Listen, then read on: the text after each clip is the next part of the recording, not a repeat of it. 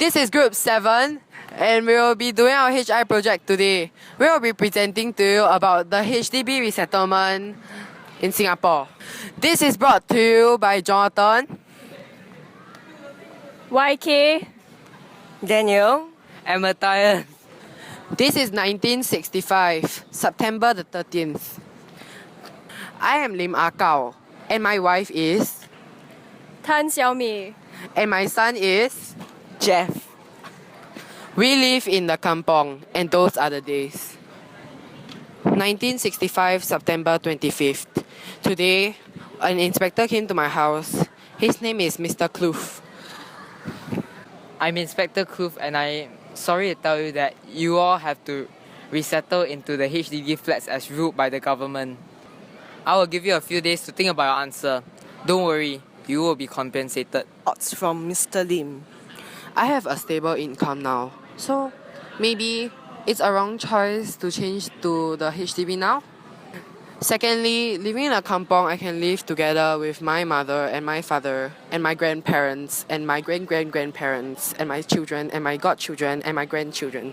Also, I do own a farm here, so it will be a waste for it to go to the government. Lastly, do you think I'll get compensated enough for me to be able to live off? Thoughts from Jeff, Mr. Lim's son.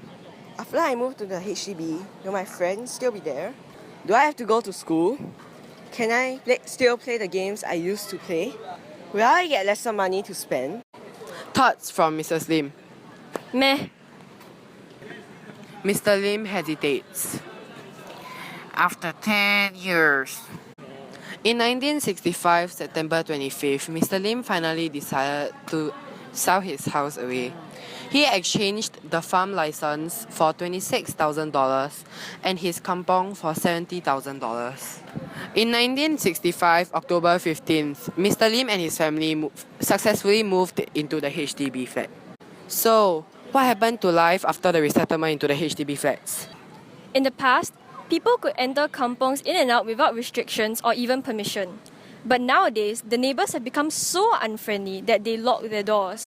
In 1965, November 30th, Mr. Lim finally opened a store of his own. It's called a Mama Store, which is a convenience store located at the bottom of the HDB block.